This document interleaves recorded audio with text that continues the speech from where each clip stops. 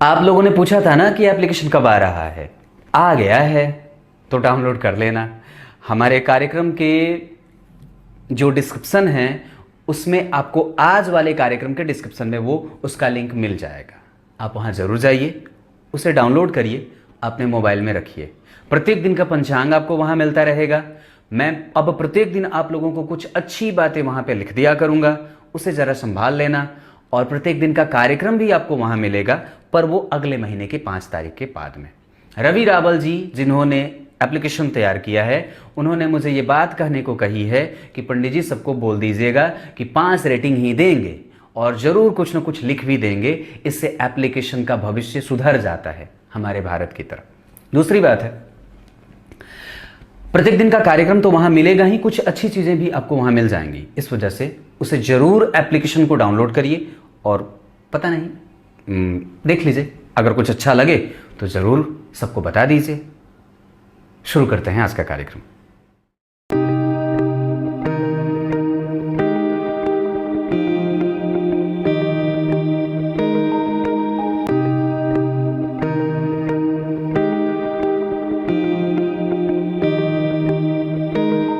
सुबह 10 बजे से लेकर 11 बजे के बीच में उपस्थित हूं आप सबके सामने। आज की कुंडली जो है वो, इनका नाम है संदीप पठानिया। ये हैं जम्मू कश्मीर के जम्मू से। 13 जुलाई 1975 सुबह 3:10। इस आधार पर आपकी कुंडली बनती है वृषभ लग्न की। मेहनत करने की ये शक्ति और मेहनत करने का प्राबल्य और मेहनत करने का इशारा, यही है ये कुंडली का प्रभाव। मतलब वृषभ लग्न के बने हो, लग्न के अधिपति दिग्बल भाव में बैठे हैं। शुक्र और चंद्रमा जहां व्यक्ति के दाम्पत्य के सुख को और संपूर्ण प्रकार से मानवीय जितनी भी सुविधाएं होती हैं उन सबको देने वाले ये योग बन रहे हैं। क्यों? क्योंकि जन्म कुंडली में मंगल की दशा को देखिए तो मंगल जो बैठे हैं वो शुक्र के नक्षत्र में बैठे हैं, भरणी नक्षत्र में। 14 अंश 44 कला, ये ठीक भी हैं। दूसरी बात, जन्म कुंडली में सूर्य बुध और शनि का द्वितीय भाव में बैठना। ये मिथुन राशि के अधिपति बुध यहीं बैठे हैं और सूर्य और शनि में से शनि का बल बढ़ जाता है, क्योंकि पिता और पुत्र जब एक साथ होते हैं तो ऐसी स्थितियां होती हैं कि पुत्र का बल वैसे भी बढ़ जाता है। बुध वहां का अधिपति, ये बढ़िया धन भाव दिख रहा है, पर अभी दशा कमजोर है। और उसमें से अगर जरा गौर करिए तो राहु और बुध, अभी दशा आपकी कुंडली में राहु में बुध की चल रही है 2020 के 6ठे महीने में। ये ठीक नहीं है। राहु नीच के हैं और मृतप्राय हैं। अवस्था में ये मृतप्राय नहीं है, इनकी डिग्री जो है वो 6 डिग्री की है, तो वृद्ध हो जाएंगे, क्योंकि ये संख्या जो है वो 8 नंबर की है।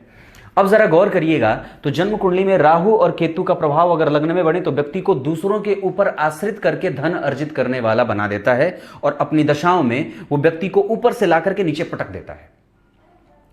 अगर युवावस्था के होते और मजबूत होते और जिस राशि में बैठे उस राशि के अधिपति का उस पर प्रभाव दिख रहा है, क्योंकि मंगल की 8वीं दृष्टि यहां पड़ रही है। पर राहु और मंगल एक दूसरे के बहुत अच्छे मित्र होते नहीं हैं, ये निकटता से शत्रु भी हो जाते हैं। ऐसी स्थितियों में कि राहु अगर नीच का बैठा हो और जन्म कुंडली में उसके संबंध, राहु अगर मंगल को देख लेते तो संबंध कुछ अच्छा हो सकता था, लेकिन ऐसा हो नहीं रहा। और वैसे भी इस कुंडली के लिए मंगल कमजोर हो जाते हैं, खराब होते हैं, बुरे परिणामों को देने वाले होते हैं, तो यहां पे राहु कष्टकारी हो रहा है। इस वजह से इस स्थिति में व्यक्ति को गणेश चतुर्थी का व्रत करना चाहिए। शुक्ल पक्ष की चतुर्थी तिथि, विनायकी चतुर्थी जिसे कहा जाता है, आप उसका व्रत किया करो, लाभ होगा 100%। और उसके बाद गणेश जी के मंत्रों का जप किया करिए। माता दुर्गा के दुर्गा कवच का पाठ आपको कर लेना चाहिए। और एक उपचार और भी है, वो आप मुझे संपर्क करिएगा, व्हाट्सएप पे आपको वो उपाय मिल जाएगा। उस मंत्र का जप करना होगा आपको, बस इतनी सी बात है। आपकी कुंडली में अभी 2030 तक राहु की दशा चलेगी। और इस दशा का एक बात बता दूं तो 2024 से लेकर 27 तक की जो दशा काल रहने वाली है आपके जीवन में, वो बड़ी अद्भुत और बड़ी अच्छी रहने वाली है। उस दशा का इंतजार हम सबको आपको कर लेना चाहिए। और दूसरी बात बता दूं, राहु में केतु हैं, ये थोड़े से आपकी कार्य क्षमता को बढ़ाएंगे, रिस्पॉन्सिबिलिटी बढ़ेगी और आपका काम बढ़ेगा। इस दशा काल में 2023 में ये आएगी।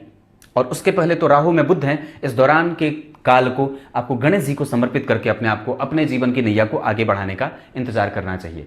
ये कुंडली धन के मामले में कमजोर नहीं है, न ही लाभ के मामले में, पर कमजोर इसलिए भी कहा जा सकता है क्योंकि गुरु यहां मीन के होकर के बैठे हैं, वहां वो अकेले बैठे हैं। इस वजह से राहु से प्रभावित होने के कारण इस दशा काल में वो लाभ नहीं मिल रहा है। मंगल की दशा अच्छी गई होगी निसंदेह, क्योंकि वो शुक्र के नक्षत्र में बैठा है, जो शुक्र आपकी कुंडली का लग्नेश है और चतुर्थ भाव में बैठा है।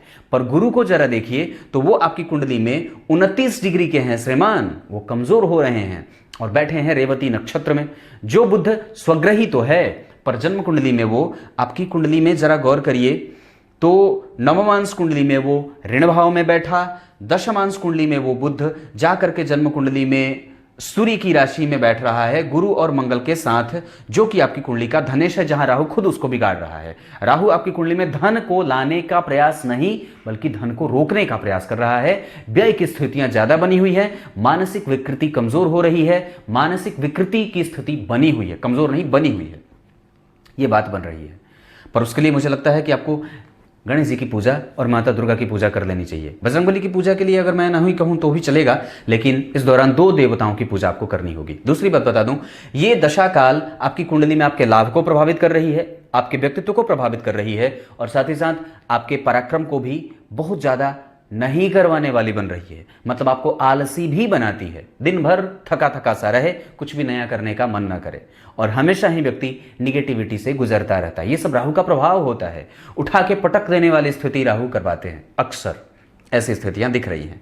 वो अनुराधा नक्षत्र में बैठे हैं, शनि पुनर्वसु नक्षत्र में बैठे हैं, गुरु रेवती नक्षत्र में बैठे हैं। ये सारी स्थितियां जो होती हैं, तो मंगल का नक्षत्र अच्छा था, गुरु बुध के नक्षत्र में बैठे हैं, रेवती नक्षत्र के अधिपति बुध, और जन्म कुंडली में वो देखिए अपने नीच की राशि से केंद्र में बैठा है स्वग्रही होकर के। इस कुंडली के लिए वो कारक होता है बुध, पर फिर भी वो कई बार ग्रह अपने परिणामों को नहीं दे पाता है जब अन्य चार्ट में वो कुछ कमजोर से स्थितियों में गुजर रहा हो या महादशा का ग्रह बहुत ज्यादा कमजोर हो, तो ऐसी स्थितियां भी दिखती हैं। तो मुझे लगता है कि आपको थोड़ा सा इंतजार करना होगा अभी 1-2 साल क्रमशः। अगर बदलाव कुछ करना चाहते हैं व्यवसाय में तो नाम बदल के देख लीजिए, मीन राशि से अपने व्यवसाय का नाम करिए या किसी ऐसे शहर में चले जाइए जो मीन राशि के अंतर्गत आता हो, या फिर जो मकर राशि के अंतर्गत आता हो, कन्या राशि के अंतर्गत आता हो, या वृश्चिक राशि भी आपके नाम से सही रहेगी। ये बात बनती है। गणेश चतुर्थी, शुक्ल चतुर्थी, जिस पे मुझे पूरा भरोसा है।